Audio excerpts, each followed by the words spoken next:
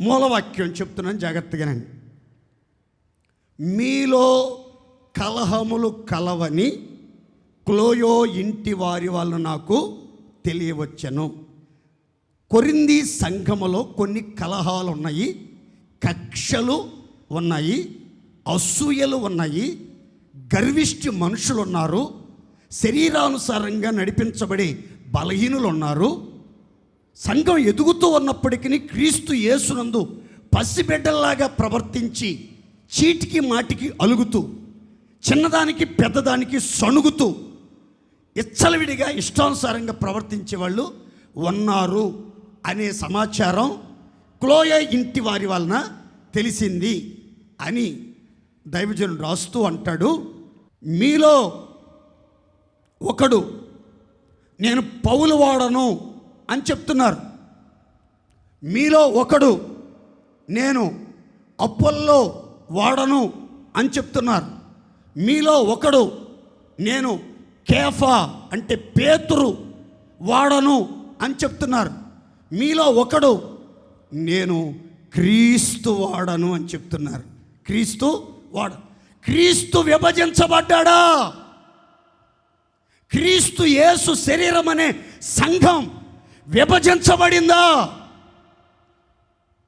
మీరు ఏక భావం, ఏక మనస్సు, ఏక తాత్పర్యం కలిగి క్రీస్తు ఏకత్వాన్ని కాపాడే ఆత్మీయ కేంద్రంగా ఉండాల్సిన మీరు క్రీస్తు శరీరాన్ని చీల్చేస్తారా? విభజిస్తారా? విడగొట్టి పతనం చేస్తారా? ఒక్కసారి ఆలోచించండి అని దైవజనుడు వాళ్ళను సున్నితంగా హెచ్చరించాడు. ఆ సంఘంలో 4 గ్రూపుల ప్రజలు ఉన్నట్లుగా సమాచారం తెలుసుకున్నాడు దైవజనుడు పౌలు. ఆ 4 గుంపుల వాళ్ళకు ఒక హెచ్చరిక చెప్తున్నాడు. ఆ 4 గుంపుల ప్రజలు ఎవరో తలపైకి ఎత్తండి, మీకు వివరంగా చెప్తాను. ఇటు చూడాలి అందరూ. మొదటి గుంపు, నేను పౌలు వాడను. చెప్పండి, నోరు తెరిచి గట్టిగా చెప్పాలి. పౌలు ఎవరు? ఇటు చూడాలి అందరూ. సిద్ధాంతపరమైనటువంటి విషయాలు శాస్త్రయుక్తంగా దేవుని శక్తిని, పరిశుద్ధాత్మను కనుపరిచే సంగతులు మాత్రం ఉన్నది ఉన్నట్లుగా చెప్తాడు. తీయని మాటలు ఉపయోగించడు, చమత్కారంగా మాట్లాడడు, నవ్వించడానికి కవ్వించడానికి ప్రయత్నాలు చెయ్యడు. దైవజనుడు పౌలు తన మాటల్లో 2వ అధ్యాయంలో చెప్తాడు, నేను మీకు తీయని మాటలతో, చమత్కారంగా మాటలతో, చిలక పలుకు లాంటి మాటలతో, గంభీరమైన సాహిత్యముతో మీకు వాక్యాన్ని బోధించలేదు. దేవుని శక్తిని, పరిశుద్ధాత్మను కనపరిచే విషయాలు మీకు బోధిస్తూ దేవుని వాక్యాన్ని ఉన్నది ఉన్నట్టుగా సిద్ధాంతపరమైన సంగతులు, ఉపదేశాన్ని అనుసరించి మీకు బోధించాను. పరిశుద్ధులకు ఒక్కసారే అప్పగించిన ఆ శ్రేష్టమైన బోధలు, ఉన్నతమైన ఉపదేశాలు నేను మీకు బోధించాను అని చెప్పాడు. ఇప్పుడు ఆ సంఘంలో మొదటి గుంపు ఎవరంటే, ప్రసంగికుడు అంటే పౌలు గారేనండి. ఉపదేశం చెప్పాలంటే, ఖండించి చెప్పాలంటే, లోతైన సత్యాలు చెప్పాలంటే, ధర్మశాస్త్రంలోని నిగూఢమైన విషయాలు, మర్మ గర్భితమైన సంగతులు చెప్పాలంటే, జ్ఞానుల మధ్యలో, పరిపూర్ణులైన వారి మధ్యలో జ్ఞానాన్ని బోధించాలంటే పౌలు గారేనండి. పౌలు గారు లాంటి సేవకుడు అసలు ఎవరు లేరండి. ఈ సంఘానికి ఎంతమంది సేవకులు వచ్చారు, కానీ ఉపదేశాన్ని బోధించేవాడంటే పౌలే. సిద్ధాంతాన్ని ఉన్నది ఉన్నట్లుగా చెప్పి ఒప్పించగలిగిన వాడు, ప్రజలను క్రమపరచగలిగిన వాడు, సంఘాన్ని దిద్దుబాటు చేయగలిగిన వాడు పౌలు మాత్రమే. మేము ఎప్పటికీ పౌలు గారి పక్కనే ఉంటామండి. పౌలే మా జీవితంలో అసలు సిసలైన సేవకుడు పౌలు గారు తప్ప ఇంకా సేవకులు మిగతా వాళ్ళంతా అబ్బే మేము వాళ్ళని పెద్దగా పట్టించుకోవండి, పెద్దగా లోతైన సంగతులు చెప్తాడంట, బాగా మర్మాలు బాగా చెప్తాడంట, సిద్ధాంతపరమైన బోధలు చేస్తాడట. అందుకని ఆ కొరింథీ సంఘంలో కొంతమంది ఆయన్ని వల్లమాలిన ప్రేమతో ప్రేమిస్తున్నారు. ప్రేమించి క్రీస్తు శరీరం అనే సంఘాన్ని విభజించి సంఘములో జీవం లేకుండా సంఘాన్ని నిర్జీవంగా మార్చేసే ప్రయత్నం చేస్తూ దానికోసం కక్షలు మొదలైనవి, కలహాలు మొదలైనవి, గ్రూపిజం మొదలైంది. వీళ్ళ భజన అంతా ఏంటంటే పౌలు గారి భజన, పౌలు గారి భజన. పౌలు గారినే వీళ్ళు ఎక్కువగా పూజిస్తారు. అయ్యగారి అంటే తిరిగి అయ్యగారికి భజన చేస్తూ ఉంటారు. అన్నా మీరు వెళ్ళిన తర్వాత అన్నా ఎన్ని సంవత్సరాలలో 10-15 సంవత్సరాల్లో మీలాగా వాక్యం చెప్పేవాళ్ళు కరువు అయిపోయారన్నా. మరి పెద్ద భక్తురాలు ఏమో, ఆయన పెద్ద భక్తుడు, ఏమో పెద్ద భక్తురాలు. ఇంకొక గుంపు తయారయ్యారు. వాళ్ళు ఏమన్నారు, పౌలు గారు ఏందండి ఒక జోక్ చెప్పడో, నవ్వించడో, మధ్యలో పాట పాడో, ఎంటర్టైన్మెంట్ చేయడం, అసలు వాక్యం చెప్పుకుంటూ పోతూ ఉంటాడు. ఆ మాటలో చమత్కారం ఉండదు, హుషారైన మాట ఉండదు. అబ్బే కరెక్ట్ కాదండి, ఇది కరెక్ట్ కాదండి. సేవకుడు అంటే అపోల్లో. ఎవరో నోరితే చెప్పండి గట్టిగా, అపోల్లో చెప్పండి గట్టిగా. అపోల్లో ఎవరో చెప్తాను చూడండి. మాటల యందు నేర్పరి, లేఖనముల యందు విద్వాంసుడు. లేఖనముల యందు విద్వాంసుడు, పరిశుద్ధ గ్రంథాన్ని అవపాసన పట్టినటువంటి వ్యక్తి.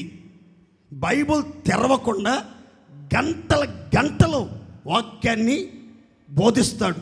మాట్లాడిన మాట మళ్ళీ మాట్లాడడం, చెప్పిన మాట మళ్ళీ చెప్పకుండా మాటలన్నిటినీ ప్రాసలో పంచులేస్తూ చాలా అర్థవంతంగా వాక్యాన్ని చెప్తాడు. మాట్లాడేటప్పుడు వాయిస్ కూడా కొంచులాగా ఘంటాపదంగా తడుముకోకుండా మాట్లాడతాడు. వాక్యాన్ని చక్కగా బోధిస్తాడు. వాక్ చాతుర్యం కలిగినటువంటి వ్యక్తి, మాటల పుట్ట, మాటల నేర్పరి, లేఖనాల విద్వాంసుడు. కొంతమంది అపోల్లో ప్రసంగ శైలికి ఆకర్షించబడ్డారు. ప్రసంగ శైలికి ఆకర్షించబడ్డారు. అబ్బా అన్ని మాటలు ఎట్లా చెప్తాడు, ఒక్క మాట తీసుకుంటే అన్ని వరుసలు చెప్పేస్తాడు. ఆశీర్వదించబడి అభివృద్ధి చెంది అందలమెక్కి అక్కడ విజయాన్ని పొంది అభిషేకించబడి అబ్బాబ్బాబ్బాబ్బాబ్బాబ్బా ఏం ప్రాస, ఏం ప్రాస, ఏం పొంచులు అని ఇక అయ్యగారిని వాక్యం చెప్పటం ఆలస్యం. వెళ్ళి అబ్బా ఏం వయసు అన్న మీదే, ఏం చెప్పారన్నా ఈరోజు వాక్యం, దుమ్ము దులిపేశారన్నా.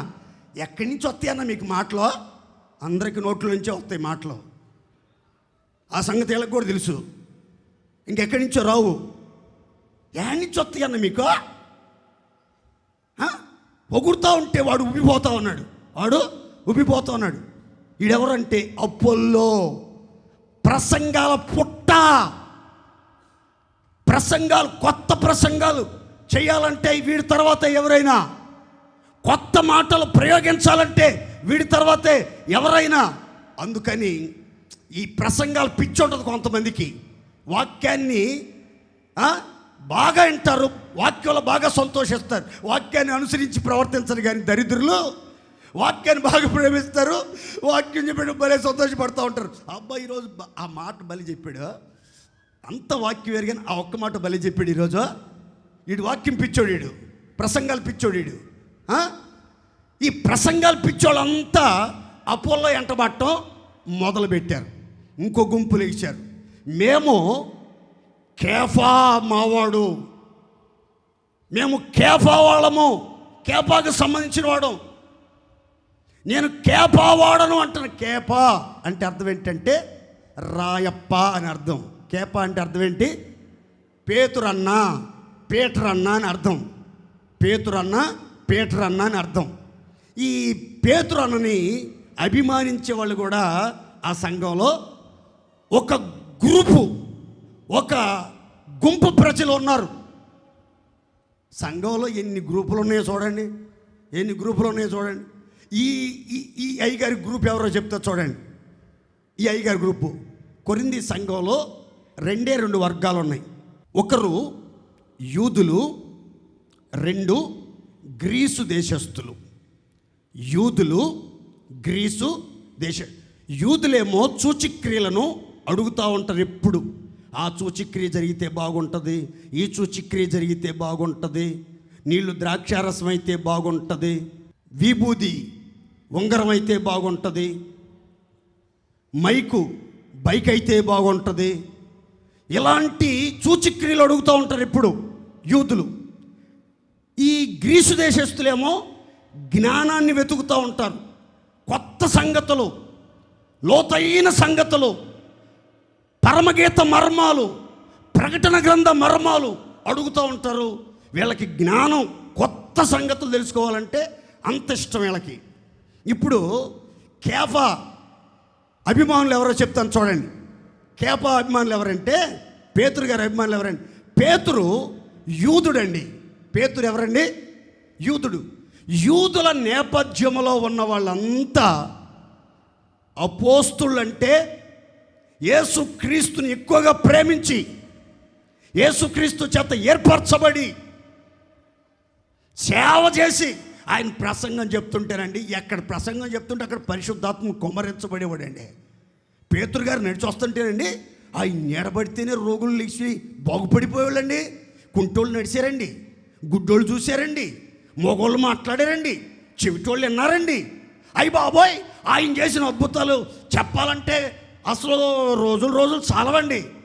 ఆయన మాటలో శక్తి, నీడలో ప్రభావం, ఆయన ఏర్పాటు మహోన్నతమైంది, ఆయనే అపోస్తలుడు అని ఒక భజన చేసే గుంపు ఒకటి ఉంది. వీళ్ళంతా ఎవరంటే వీళ్ళంతా యూదులండి. వీళ్ళంతా ఎవరు? వీళ్ళకి కులగజ్జి ఎక్కువ. వీళ్ళకి ఏ గజ్జి? కులగజ్జి. పీటరన్న మావోడు, మా కులస్తుడా, మా కులస్తుడా, మై ఫేవరెట్. మాది పేతురన్న ఒకే కులం తెలుసా మీకు? పేతురన్న మేము మావాళ్ళమే, పేతురన్న మేము మాది వాళ్ళమే, పేతురన్న మేము కాపులమే, పేతురన్న మేము కమ్మాళ్ళమే, పేతురన్న మేము వ్యాపనాలమే. తెలుసా మీకు? తెలుసుకోకపోతే తెలుసుకోండి అని ఎక్కడ కూర్చున్న వాళ్ళకి జల ఓ దురద. ఇక ఇల్లు వాళ్ళందరికీ చెప్తారు, ఆయింది మాది ఒకటే రంగు తేడా కానీ, నేను కొంచెం తెల్లగా ఉంటానా, ఇంకొంచెం నల్లగా ఉంటాను అనే మాట కానీ, మా ఇద్దరిది సేమ్ టు సేమ్ క్యాస్ట్. ఏం క్యాస్ట్ అంట? Same to same caste. ఇంకో విచిత్రం చెప్పమంటారా? వీళ్ళంతా ఈ పేతురు అభిమానులంతా ఎవరో చెప్పమంటారా? పేతురు గారికి పెద్దగా చదువు లేదు, విద్య లేని పామరుడు. అందుకని ఈయనేం చేసేవాడు? లోతైన సంగతులు, మర్మాలు, చమత్కారంగా కానీ జ్ఞానంగా కానీ పెద్ద బోధ చేసేవాడు కాదు. పిట్ట కథలు చెప్తాం, జనాల్ని ఏమర్చడానికి ప్రయత్నం చేయటం, నవ్వించే మాటలు, కవ్వించే మాటలు. జనాలు కనబడితే చాలు వాళ్ళ భుజాల మీద చేతులేసి మాట్లాడతాం. వాళ్ళు ఎక్కడ కనబడినా అదే విచిత్రం. పేతురన్నకి ఆడవాళ్ళకే షేక్ హ్యాండ్ ఇస్తాడు, మగవాళ్ళకి షేక్ హ్యాండ్ ఇడు. అర్థమవుతుందా? పేతురన్నకి చదువే లేదు కానీ ఆడవాళ్ళకి మాత్రమే షేక్ హ్యాండ్ ఇస్తాడు పేతురన్న, మగవాళ్ళకి షేక్ హ్యాండ్ ఇడు. వాళ్ళని పలకరించడు, వాళ్ళ సమస్యలు తెలుసుకోడు, వాళ్ళ భుజాల మీద చేతులు కూడా వేయడు. అసలు కనీసం ఆడవాళ్ళ భుజాల మీద చేతులు ఎత్తా ఉంటాడు, ఆడపిల్లలు షేక్ హ్యాండ్ ఇస్తూ ఉంటాడు. సరదాగా మాట్లాడుతూ ఉంటాడు. ఏంటి సంగతిలో అంటూ ఉంటాడు. భలే నవ్వుతాడు. అబ్బబ్బబ్బబ్బబ్బా ఏమి నవ్విచ్చాడు. కడుపబ్బా నవ్వుకున్నాం ఈరోజు. ఫుల్ హ్యాపీ ఈరోజు. వీళ్ళంతా ఎవరు ఏంది అడుగుతున్నారా? గుర్తుకొస్తున్నట్టు మీకు గుర్తుకొస్తున్నాయి.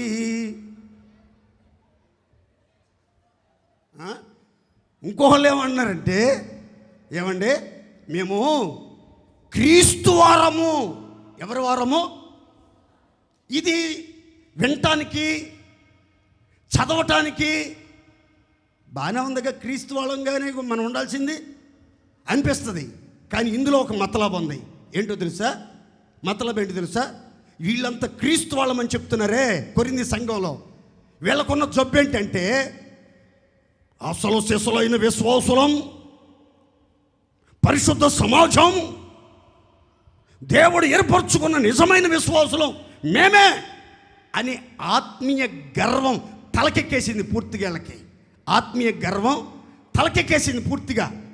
మేము తప్ప ఈ సంఘంలో వాళ్ళు ఎవరో ప్రభు రాకలు ఎత్తబడరు, మేమే నిజమైన విశ్వాసులం, మేమే నిజమైన భక్తులం, మేమే ఆత్మ సంబంధులం అని మత గర్వం, ఆత్మీయ గర్వం మైండ్కి ఎక్కేసింది బాగా.